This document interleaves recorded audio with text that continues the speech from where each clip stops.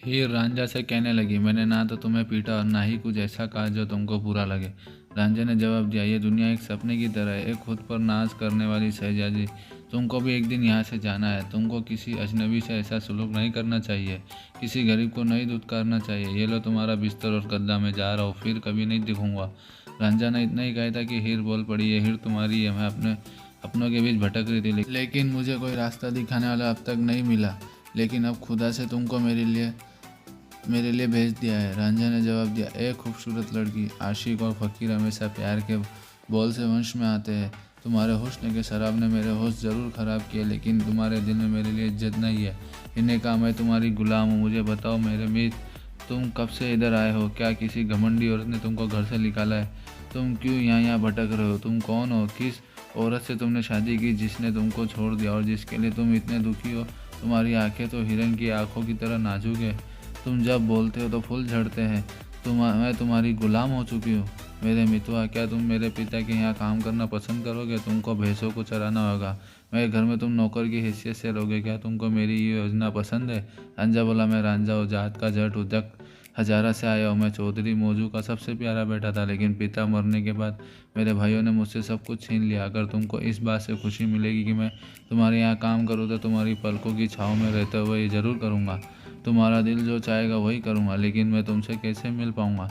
तुम तो अपने सखियों से यहाँ मुझे अकेला छोड़ चली जाओगी और मैं तना मरता रहूँगा। कोई उपाय बताओ। हीर ने कहा, मैं तुम्हारी खिदमत से हमेशा रहूँगी। रांझे और मेरी दासियाँ तुम्हारी हुक्म बजाएगी। चारों आंख और होठों मिलन के लिए जंगल से बेहतर कौन जगह हो सकती है? इश्क की मंजिल तो दो प्रेमियों का मिलन है। खुदा ने मुझे आशिक के रूप में तुमको दिया है और मैं रिश्ते नाते दुनिया सबको भूल चुकी हूँ। रांझा ने जवाब दिया, हीर तुम तो अपनी सखियों के साथ मौज करोगी और मैं तुम्हारी हवेली में उदास अकेला भटकता रहूँगा। कोई मुझ पर ध्यान नहीं देगा। मुझसे छल मत करो। अगर तुम सच्ची हो तो अपनी बात याद रखना। अजनबी को सहारा देकर एक दिन मुँह मत फेर लेना। हीर ने जवाब दिया, मैं कसम खाती हूँ रांझे की, अगर मैंने तुमको धोखा दिया तो खुदा मुझे मेरे माँ बाप छीन ले। तुम्हारे बगैर खाने की तरफ नज़र तक नहीं उठाऊंगी। मैं अपना प्यार तुम्हारे सिवा और किसी को नहीं दूंगी। अगर मैं तुम्हारे सिवा और किसी को अपना पति चुनूँ तो मैं अंधी हो जाऊँ। रांझा ने फिर कहा, हीर, इश्क का रक्षा बहुत मुश्किल है। मेरा दिल उलझन में है। इश्क तलवार से भी ज़्यादा खौफनाक है, जहरीले सांप के विष से भी ज़्यादा जहरीला है। मुझसे वादा करो कि तुम सच्ची हो। हीर रांझा को सच्चे प्यार का यकीन दिलाकर अपने पिता चुंबक के पास चली आई। पिता के सामने हीर रांझा के ठीक बगल में खड़ी हुई। हीर पिता से बोली, मेरे अब्बू, आपके खातिर मेरी जान भी चली जाए तो कम है। आपकी छाँव में रहकर मैं इतनी खुश ज़िंदगी जी रही हूँ।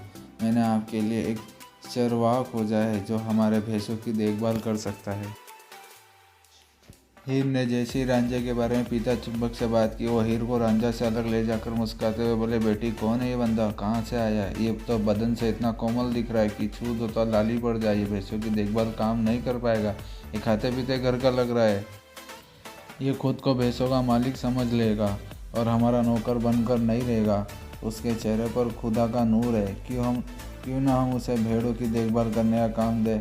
हीर पिता की बात सुनकर बोली, हाँ अब्बू, रांझा अच्छे खानदान से, वो तख्त हजारे के चौधरी का बेटा है। वो हीरा है जो मुझे मिला है। चुचक बोले, वो तो मासूम लड़का है जो आंखों से बुद्धिमान और देखने में विनम्र लग रहा है, लेकिन वो इतना उदास क्यों और उसने घर क्यों छोड़ा है? वो अपने अंदर कोई झूठ तो नहीं छिपा रहा है? पिता के अंदर रांझा के बारे में शक देखकर हीर उसकी जमकर तारीफ शुरू कर दी। अब्बू, वो इतना पढ़ा लिखा कि अब थलाथुन को भी हरा दे। वो भरी सभा में बेधड़ बोल सकता है और हजारों मामलों पर फैसला सुना सकता है। वो नदी में भैंसों को पार करा सकता है और चोरी होने पर उसे खोज कर ला सकता है। वो जान लगाकर काम करेगा। वो इस देश में हजारों में से एक है जहाँ ज़्यादातर काम करने वाले चोर है और अच्छे लोग कम ही है। वो हर हालत में अपना कर्तव्य निभाना जानता है। बेटी की बात सुनकर प्यार से चुचक बोले, तुम बहुत जोश से उसकी वकालत कर रही हो। देखते हैं ये लड़का कैसा निकलता है। तुम्हारी बात हमें मंजूर है। हम इसके हवाले अपने भैंसों को करते हैं, लेकिन उससे ये बोल दो कि भैंसों को संभालना आसान काम नहीं है। हीर अपने माँ के पास गई और बोली, माँ, हम सब बहुत दिनों से मुश्किल को झेल रहे थे, अब वो आसान हो गई। अब हमारे जानवर मालिक के बिना नहीं रहेंगे। अब वो जंगल में रास्ता नहीं भटकेंगे। एक जाट को मैं अपनी मीठी बातों से बहलाकर मना कर लाई हूँ। वो दिल का हीरा है। वो हमारे जानवरों का सही से देखभाल करेगा। इसके बाद हीर रांझा के पास आई और प्यार से समझाते हुए सारी बातें समझाई। और बताई। गांव के लड़के रांझा को देखकर हंसने लगे और उसे कहने लगे, अब तुमको जिंदगी भर दूध और मलाई खाकर जीना पड़ेगा। इस पर हीर रांझे से बोली, तुम इन लड़कों की कड़वी बातों पर बुरा मत मानना। मैं तुम्हारे लिए मीठी रोटियां, मक्खन और चीनी लाया करूंगी। जंगल में भैंसों को ले जाना और खुदा पर यकीन रखना, मैं अपने दासियों के साथ हमेशा तुम्हारे साथ रहूंगी। खुदा के करम से जंगल में चारों तरफ इस मौसम में घास ही घास थे। भैंसें इस तरह से कतार बनाकर चल रही थी जैसे लगा कि जमीन पर काला सांप रेंग रहा हो, और रांझा अब उनका मालिक बनकर साथ चल रहा था। रांझा ने खुदा का नाम लिया और जंगल में भैंसों को लेकर घुसा। धूप में चलते हुए रांझा गर्मी से बेहाल था और बहुत परेशान था। इस परेशानी की घड़ी में उनकी मुलाकात 5 साधुओं से हुई।